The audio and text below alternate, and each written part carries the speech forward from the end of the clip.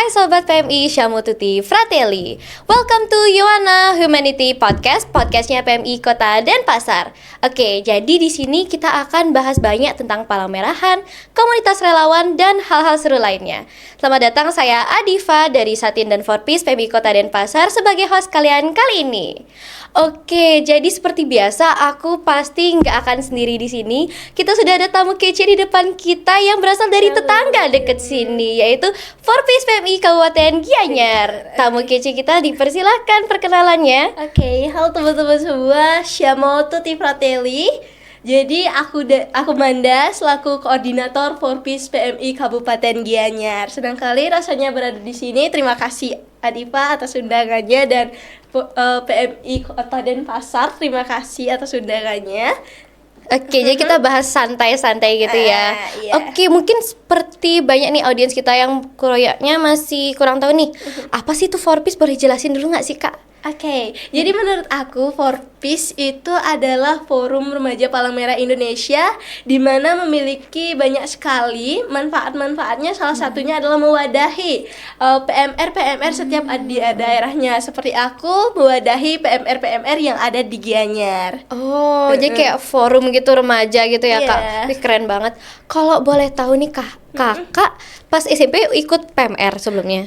Kebetulan waktu SMP aku nggak ikut PMR, jadi baru join PMR waktu kelas 10 ini, waktu kelas 1 SMA. Keren banget ya, Kak. Berarti dari SMP belum ikut PMR, tapi SMA udah join Forpis. Iya. Kalau boleh tahu nih, boleh di-spill nggak sih, Kak? Kayak gimana sih pengalamannya dari SMP yang awalnya nggak ikut PMR, terus tiba-tiba jeng SMA gitu, masuk gitu tiba-tiba ke Forpis. Oke, jadi gini, waktu aku SD, aku udah dikenalin sama apa itu Palang Merah. Soalnya waktu itu di SD ku kebetulan aku ada rumah dekat sama dataran rendah yang dekat sama pantai. Jadi waktu itu kan masih musimnya kayak sering banget gempa nih di daerahku. Jadi penanggulangan bencana sempat ke Kayak SD pas ku. SD gitu ya, Kak, yang pas Gunung Agung tuh? Iya, waktu Gunung Agung. Iya, berarti kayak sekitar tahun 2018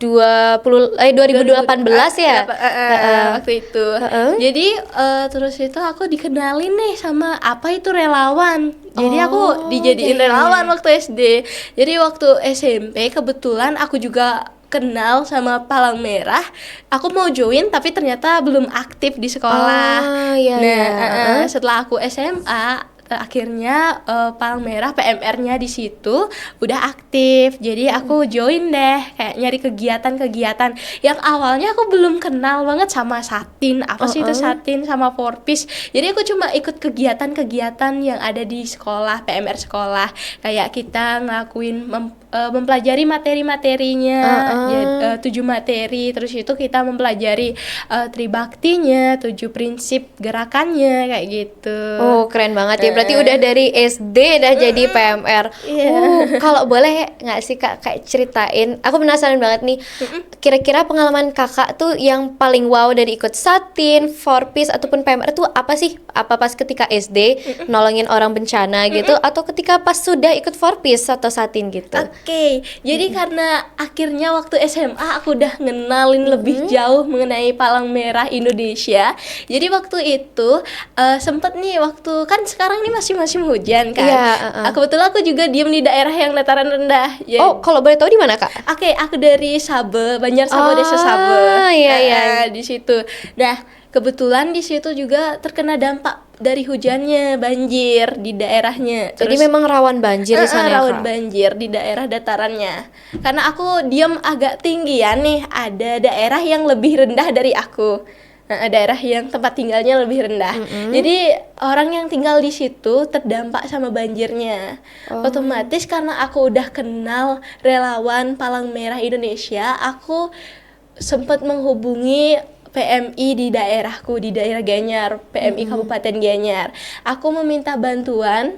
Nah, di situ gercep banget PMI-nya, jadi langsung dibantuin, kayak memberi bantuan sosial seperti itu. Nanti Kak Manda terinspirasi gitu ya, ketika dari PMI mereka bisa sigap gitu menanggulangi dari bencana banjirnya itu. Selain banjir, apa aja sih bencana yang sering terjadi kalau di Sabah gitu, Kak? Di Sabah, kalau nggak banjir itu biasanya ya kena gempa ya kayak Oh, gitu. gempa. Kalau Gempa. tanah longsor gitu sering Tanah nggak, Kak? longsor kebetulan enggak karena di Oh. Sabo masih asri tanamannya. Oke, Nggak saya kira biasanya rame-rame. kayak banjir tanah longsor kayak ada kapal banget tuh. Kalau ada aja Iya. banjir, ya kemungkinan tanah longsor. Kita enggak ya, Sabah Iya. asri banget. Oke, oke, oke, Jadi, oke. karena Sabo banyak pohon-pohonnya juga. Jadi Oh. untungnya itu. Berarti ada itu kan dataran pohon. rendah. Berarti kayak deket lereng gitu, Kak? Deket kayak lereng, tapi karena ada nih kayak gimana ya, jembatan yang menghubungkan antara daerah Sabo sama daerah Adegan ya aku bilangnya. Jadi itu kan ada penghubung jalannya itu agak nurun gitu dia. Jadi berarti memang jalannya cekung gitu sedikit cekung ya. kayak gitu. Jadi daerah Sabo itu kan tinggi nih datarannya. Jadi banjirnya itu kayak airnya yang di dataran tinggi itu ke bawah. Turun ke bawah. Kayak gitu. Apalagi banyak yang kayak buang sampah sembarangan Iya sebelum lagi. diperingati kayak gitu. Itu udah permasalahan kritis banget ya sekarang, apalagi juga pemanasan global. Iya, Jadi rawan banget banjir, panas, kalau nggak hujan ya panas banget. Oke, ternyata banyak ya pengalaman dari kakaknya sendiri. Kalau boleh tahu nih Kak, kayak saya juga penasaran banget. Apa sih tantangan yang Kakak pernah hadapi saat ketika di Forpis ataupun Satin ataupun ketika PMR-nya Kakak juga? Oke, jadi selaku koordinator Forpisnya banyak sekali sih mengalami halangan PMR yang belum tahu apa itu Forpis. Oh iya iya iya. Kayak mereka belum tahu kegunaan manfaat dari adanya Forpis yang mewadahi setiap kegiatan-kegiatan. Itu salah satunya di Gianyar itu dari SMA yang pernah aku telusuri itu mereka nggak tahu apa itu Forpis. Dan juga Satin juga sih kemarin waktu aku ada pelantikan di sekolah itu aku sempat nanya ke kelas 10 yang baru join PMI, mereka kenal nggak sih sama Satin sama Forpis kayak gitu. Oh ternyata mereka nggak kenal sama Forpis sama Satin. Aku mau nanya, kalau misalnya di Satin di Gianyar itu udah dari SMP berarti ya ada? Dari SMP Satin itu udah ada. Kalau rentang umurnya boleh tahu dong berapa aja nih bisa join ke Satinnya yang di Gianyar? Jadi kemungkinan dari SMP itu 13 tahunan itu udah ada ya. Tapi itu dipisah nggak? Kayak Satinnya Madia sama Wira tuh dipisah atau gabung aja? Dipisah waktu diklat itu dipisah Satinnya. Diklatnya itu dipisah Satin antara Wira sama Madia SMP sama SMA. Berarti banyak ya? Berapa kira-kira anggotanya? Anggotanya sekarang kisaran 45-an. Oh, Untuk Satin 12-nya. Oh, berarti ada perangkatan beda lagi. iya. Tapi rata-rata kayak 45 juga. 45. Oh, kalau misalnya udah jadi kalau udah kuliah gitu kan KSR jadinya. Misalnya tuh jadinya tetap Satin atau kayak alumni Satin dan beda gitu. Kemungkinan itu karena di Gianyar belum ada KSR. Jadi kayaknya itu bukan alumni Satin gitu ya, tapi masih tetap Satin. Masih tetap kayak gimana ya, mereka udah di tingkatan KSR nih itu. Iya, Mungkin dari pembelajarannya itu udah beda dari Satin kayak gitu. Tapi kalau semisal alumni Satin itu kayaknya enggak merancau ke alumni sih, karena mereka masih ada masih tetap di angkatannya berarti ya. Mereka masih ikut berkontribusi itu paling Berarti dari bagus ya. sekitar kayak tahun 2013 dan akhirnya tahun 2025 nih udah ada angkatan sampai 12. Dan itu setiap angkatannya berarti campur antara Madia sama Wira. Oh, itu keren banget. Kayak kalau di Denpasar ini kan baru angkatan ketiga. Aku dari angkatan 3 karena soalnya pas sebelum Covid itu kan sempat ada. Cuma rehat bentar karena memang lagi Covid-Covidnya itu kan nggak sempat ada waktu kumpul dan akhirnya pada tahun 2024 kita mulai aktif lagi Satinnya di Denpasar. Keren banget. Kalau itu dari Forpis, Kak. Boleh nggak sih tahu kayak apa tantangan yang di PMR unitnya Manda sendiri? Oke, dari tantangan unit PMR Manda itu PMR Wira Blasman itu dari fasilitasnya udah lengkap banget. Iya. Namun dari segi pembinaannya udah Manda telusuri juga dari pembinaannya dari ibu-ibu kan nih, pembina Manda itu dari guru-guru yang udah ngajar di Blasman. Berarti dari sekolahnya gitu ya? Dari sekolahnya gitu. Itu karena ada halangan pembinanya, jadi kemungkinan kayak pembinanya itu kurang aktif kayak gitu, belum kayak gimana ya, belum mempelajari belum dalam modulnya gitu ya. Kayak gitu. Kalau boleh tahu ada nggak pelatih dari PMI? Waktu pelantikan kita ngundang dari PMI. sih. Tapi mostly kalau berarti pelatihan tuh akan dilakukan dari kakak kelasnya gitu ya. Iya, Boleh dong spill-spill kayak, kan aku juga ini sebagai PMR juga di sekolahku. Apa sih cara kayak paling seru sama efektif tuh kalau untuk ngajarin modul? Karena kan modul banyak banget, ada 7. Iya, Khususnya isinya juga lumayan berat, itu ada beberapa kayak PRS, kepala merahan. Itu apa bisa dikreasikan gitu nggak sebagai game ataupun ada inovasi dari kakak untuk menyampaikan materi supaya lebih have fun gitu? Oke, jadi gini, kan dari awalnya sih untuk angkatan sebelumnya itu udah ada kegiatan yang menarik banget. Itu kita ada nyusun program-program kerja kayak kita bakalan mengunjungi panti asuhan kayak gitu. Jadi kita kebanyakan kegiatan itu di luar lapangan. Iya. Nah, apalagi juga Blasman sering ngelakuin siklus kayak gimana ya, simulasi bencana. Itu seru banget nih melibatkan dari PMR-nya. Iya, dari Blasman sangat mendukung PMR. Jadi kita kayak ngelaksanain program-program itu didukung banget. Oke, berarti seru banget ya. Kita nggak cuma belajar modul kayak baca presentasi gitu, tapi kita langsung dilibatkan dalam aktivitas nyata Iya, gitu ya. Jadi pengalamannya udah real, udah kayak oke, aku udah punya pengalaman, aku udah ngerti nih. Jadi nggak usah lagi belajar teori. Kalau teori tanpa praktik kan nol gitu ya. Iya. Ya. Kalau dari segi materinya itu kita dari kakak kelas itu mempresentasikan kayak mempelajari, kita juga ada prakteknya. Apalagi kita dari PMR Wira sebagai PR Education itu kan kayak memberi bimbingan kepada teman-teman yang kayak rancu sama apa sih itu HIV/AIDS kayak gitu. Kita juga ngikutin sosialisasi ada. Keren banget. Nih aku nggak nyangka banget. Berarti juga dari kakak kelasnya ngajarin gitu. Pasti keren banget sih. Berarti kakak kelasnya udah ngerti, terus akhirnya kita ya melibatkan adiknya juga untuk memahami teori yang udah dikuasain sama mereka. Oke, kalau boleh tahu, aku juga penasaran nih Kak. Apa motivasi kakak untuk ikut Forpis? Oke. Yang pertama karena aku paling suka sama tentang membantu sesama. Itu aku tertarik banget dari awal untuk menjadi relawan. Nah, itu jadi aku paling suka juga sama berorganisasi. Nah, itu jadi ketertarikan aku sama Forpis. Dari awal udah kenal, oh ternyata Forpis ini forum yang membantu sesama kayak PMR yang mengalami kesulitan di sekolah-sekolahnya kayak gitu, kekurangan fasilitas seperti itu. Jadi kan kita jadinya saling membantu nih kayak gitu. Jadi itu ketertarikan aku. Kalau boleh tahu nih Kak, kakak sebelum Forpis ada pengalaman organisasi sebelumnya? Untuk organisasi aku ada tapi kecil organisasinya. Apa boleh itu spill aja gitu? Sanggar itu deh organisasiku. Berarti dari sanggar. Kakak sanggar apa? Lukis, tari? Tari. Tari apa biasanya kakak nari?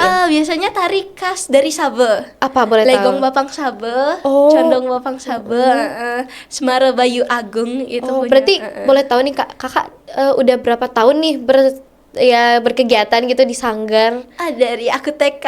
Aku lupa dari tahun apa. Kayaknya dari 2012-an. Oh my god, beneran? Iya bener banget. Berarti kayak berarti 6 gitu lebih ya, 6 tahun lebih berkegiatan di sanggar. Berarti selain kakak berkegiatan di Forpis atau organisasi PMR, kakak aja ada juga keterlibatan di sanggar. Keren banget. Berarti biasanya kalau pentasnya tuh di mana Kak? Pentasnya itu biasanya ada di PKB, festival yang ada di Absenter. Terus itu ada di setiap, kalau misalnya ada undangan dari festival-festival kayak kisaran masih di Gianyar nih, Arma Fest yang ada di Ubud kayak gitu. Sempet juga diundang sama villa-villa di daerah Sabe kayak gitu. Jadi kita ada keterlibatan karena banyak banget yang tertarik kayak gitu. Waktu itu tapi aku nggak ikut, itu sempat sanggarnya ke Yogyakarta. Boleh nih Kak, saya penasaran banget. Pernah nggak sih Kak kegiatan Forpis sama Satin itu kayak tabrakan sama kegiatan sanggar kayak gitu? Kebetulan enggak sih, karena untuk latihannya itu ada ketabrakan kayak kita latbar hari Minggu karena karena itu banyak dari anggotaku yang free gini waktunya di hari Minggu aja. Sedangkan di sanggar juga latihannya itu dijadwalkan hari Sabtu sama Minggu. Nah, jadi itu deh tabrakan deh jadinya. Kalau solusi dari kakak gimana supaya kayak minimalisir lah ancaman yang terjadi kalau kakak menghilang? Misalnya gini, kakak pilih four piece sama satin, tapi takutnya kakak nggak bisa nih ngafalin gerakan yang di sanggar kayak gitu. Pernah nggak sih kepikiran solusi apa memang yang paling bagus saat di kondisi itu? Oke, jadi karena kebetulan banget jamnya beda. Iya. Dari aku ngadain latber itu biasanya pagi jam 9 sampai dengan jam 1. Kalau misalnya ada rapat karena bakal ada kegiatan, direncanakan ada kegiatan, kemungkinan itu aku bakal permisi atau izin di sanggar buat gak ikut kegiatannya kayak gitu. Jadi nggak terlalu gimana ya, nggak terlalu sering izinnya juga, tapi aku usahain untuk sempat ngikutin Berarti kayak memaksimalkan jam gitu ya kak ya. Kakak iya. tapi kakak tetap dapat istirahat kan dengan jadwal sibuk itu? dapat. Oh oke. Untunglah. Saya kira bener-bener Iya. full kayak setelah sanggar, oh ya four piece. Ya setelah itu ada satin PMR-nya juga belum kayak gitu. Tapi ternyata bisa gitu ya kak. Bisa. Astungkaranya itu waktunya itu Waktunya beda. cukup gitu ya. Cukup. Astungkara.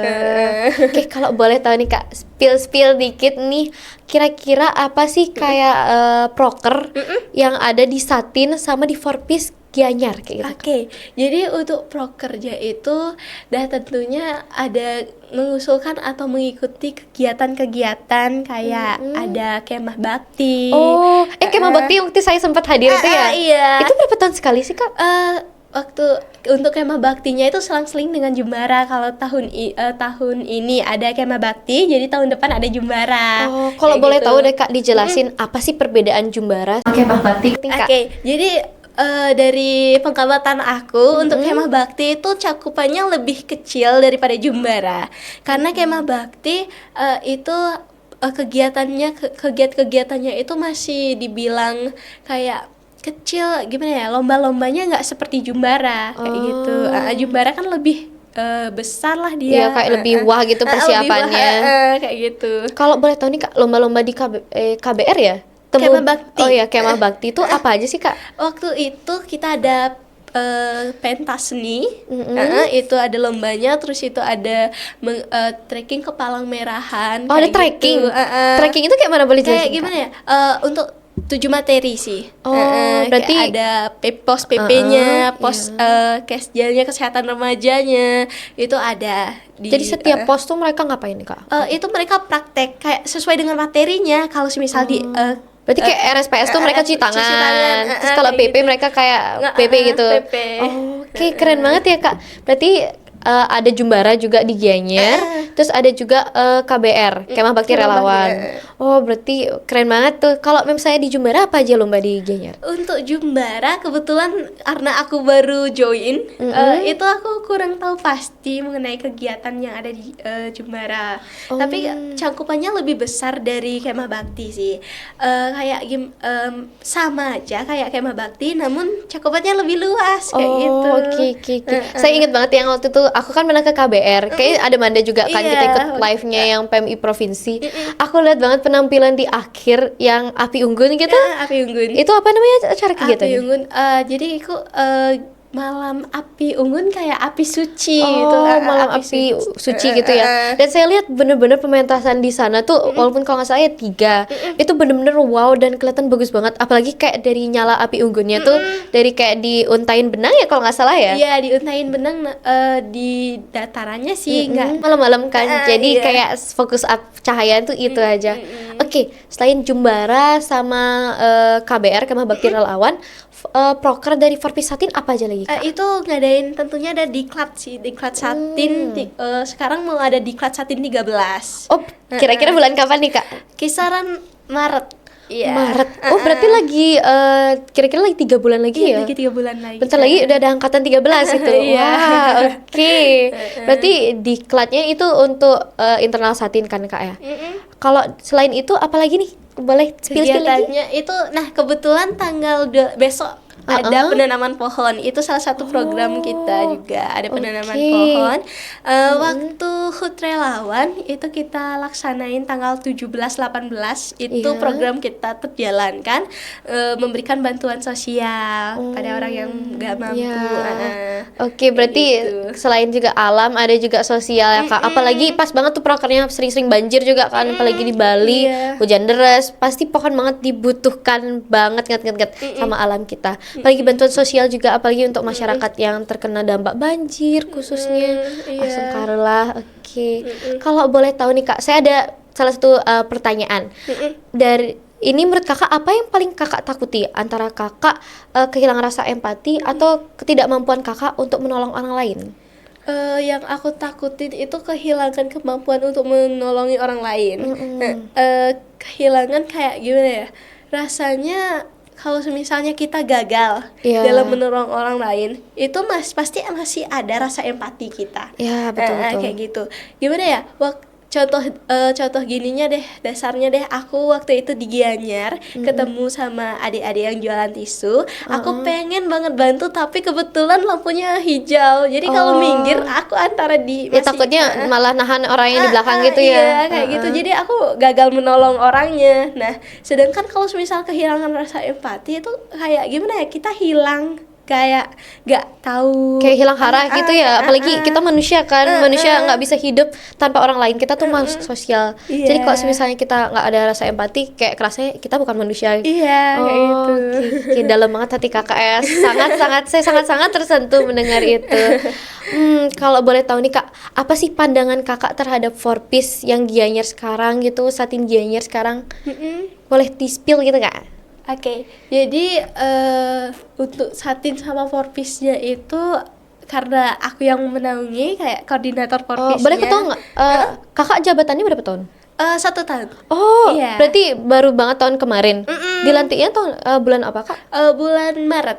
Bulan Maret. Berarti Maret ini juga berarti diklat sama pengangkatan Forpis yang baru. Oke. Itu untuk dari Satin sama Forpisnya itu karena programnya itu jalan barengan, karena program Forpis sama Satin itu sama.